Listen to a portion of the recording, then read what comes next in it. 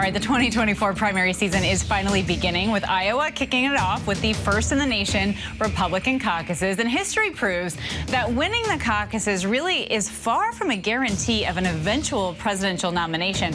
But a strong margin of victory, or even beating expectations, could serve as a serious boost for a candidate heading into primaries in New Hampshire and South Carolina. So joining me now is RNC National spokesperson Madison Gesiotto Gilbert. So Madison, thank you so much for joining us. We appreciate your time. And one thing I want to bring up to you is we're hearing from some of our reporters on the ground, from experts as well, that these caucuses in Iowa might be, quote, too boring because Donald Trump has such a lead. So first of all, what is your response to that? And are you at all concerned that that too boring sentiment could then carry over into New Hampshire and South Carolina? I don't think it's going to be boring. People are very excited. They're energized despite a negative 40-degree with wind chill in Iowa. It's going to be the coldest on record tonight. So it'll be exciting to watch. And I think a lot of people are going to be coming out, caucusing for their favorite candidate. But ultimately, we're just one step closer to having that Republican nominee that will ultimately beat Joe Biden in November. A fun fact for people listening and watching out there: no Republican nominee has ever won the nomination since the inception of the Iowa caucuses in 1976 without winning either New Hampshire or Iowa. So obviously we have the caucuses tonight, and we're just 8 days away from that New Hampshire first in the nation primary. Well, in the last several days, our reporters have also seen a shift in Trump's attacks, going from Ron DeSantis to now attacking Nikki Haley, saying that she could never win the general election because she doesn't, quote, doesn't have MAGA. So do you think that that is the metric for winning the Republican nomination, if a candidate is MAGA enough by Trump's standards? Well, I think winning the nomination will come down to who the voters decide is going to be that best person to beat Joe Biden. Again, you look across the country, you look at the failures of the Biden-Harris administration. The large majority of people in this country view our nation as heading down the wrong track, and they want to see that turn around. They want to see a shift. They recognize that the common sense Republican policies are the ones that are going to provide that to them. And for people who did vote for Joe Biden, or who have never voted for a Republican before but feel disenfranchised by Democrat politicians, they're starting to open their ears and their eyes to that message. And so we hope that every single person out there that's unhappy with the direction of the country will consider voting Republican this November. I anticipate we'll see some big wins with independents, as you see more independents in this country than we've ever had before. And some of those independents being people maybe we didn't even win in 2022, that I think we have a good chance to win this year in 2024. Yeah, I know for a fact that we have reporters on the ground that say some people in Iowa who were disenfranchised, former Republican voters, are now considering a vote for a Republican. But let's talk about Ron DeSantis here for a moment. He expressed concerns about winning the GOP in the general election if Trump is the nominee, given his legal troubles. So as a party, is that a concern that you share?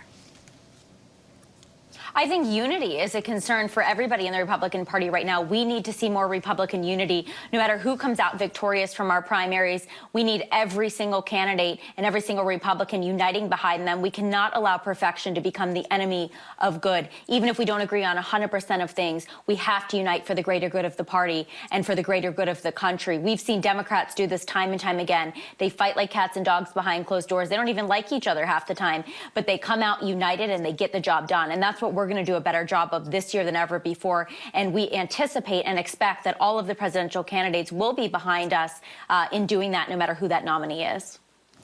And while you talk about a united party, at this point it feels and appears pretty divided. So do you see that the field potentially could narrow even as early as tonight? And if that were to happen, do you anticipate any surprise endorsements? Well, that's something we'll have to wait and see. I mean, each one of the candidates have their own consultants, their own strategies, and they'll have to make those decisions. But again, we're one step closer to having our nominee, which we're very excited about as a party. And we're busy building that infrastructure, building the road that the candidates are going to drive on, helping to make sure that they can get across that finish line, which we've been doing long before we even have had our candidate selected by the voters.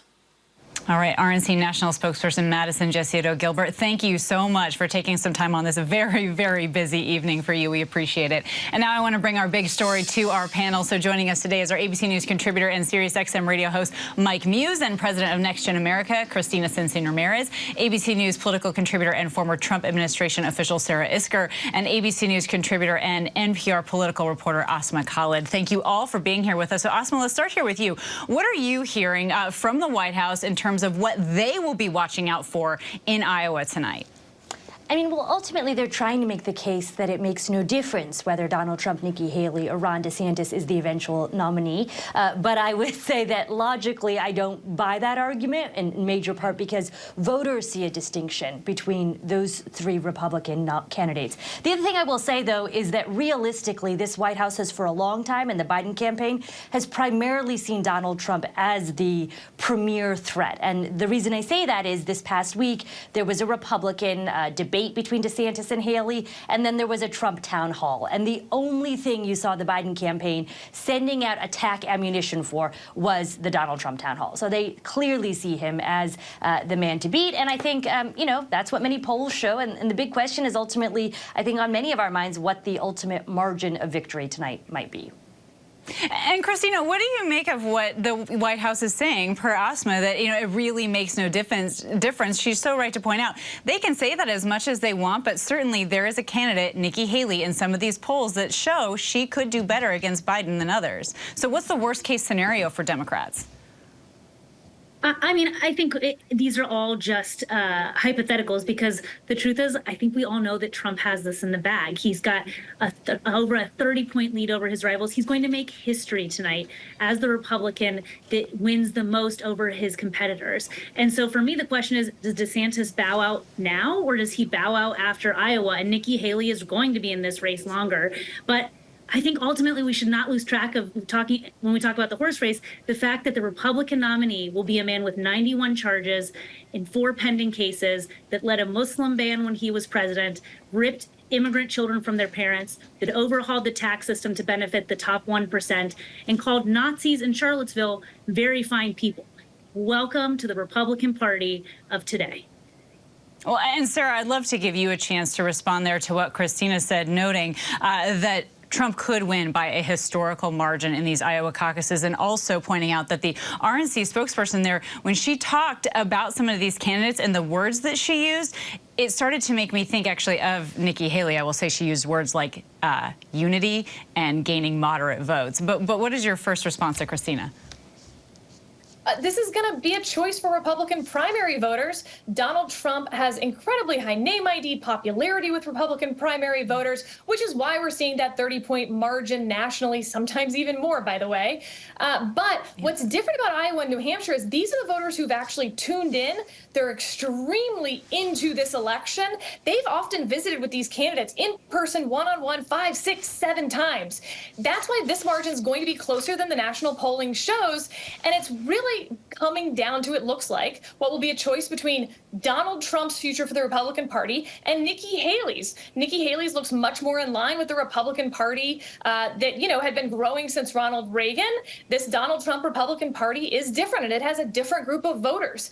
Obviously, it will all come down to that margin tonight, but Nikki Haley really hoping to come in number 2, and then she's hoping to vault that into winning New Hampshire. The question will be, what comes after that? She's not really playing in Nevada, in her home state of South Carolina. She's well below Donald Trump. So there's a lot of, you know, ... and then what? ...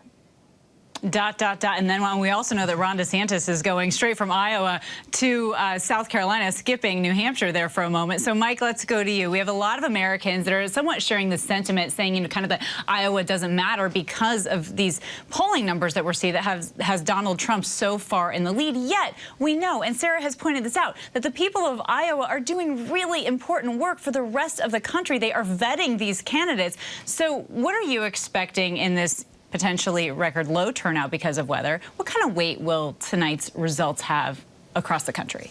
I think the weight is going to have much more than people are anticipating, because exactly as you said, Kana, it's going to be a low voter turnout. And when you have a lower voter turnout, that is going to impact, and he has said it himself, former President Trump. I am interested to see, after all the votes have been counted tonight, I'm going to look at the data and unpacking the numbers to see a couple of things. One, what will be the difference between former President Trump and whoever the second place will be? We're expecting for it to be a big landslide, but if it's in a couple, like, low double-digit margin, I think that is a telltale sign going forward. forward. Obviously, too, as well, what does number 2 look like in the sense of the points won between Governor Nikki Haley and Governor Ron DeSantis? If they are basically statistically tied, Governor DeSantis is still in this race. But if Nikki Haley surpasses DeSantis by less, like a couple, few, like 5 percentage points, then that is a clear indicator that DeSantis' time is running short and probably immediate, as she then can build that momentum going to New Hampshire. And as you said, that's where the moderates are. She can then build upon that and take it straight to South Carolina, to which DeSantis trying to have a defensive wall there.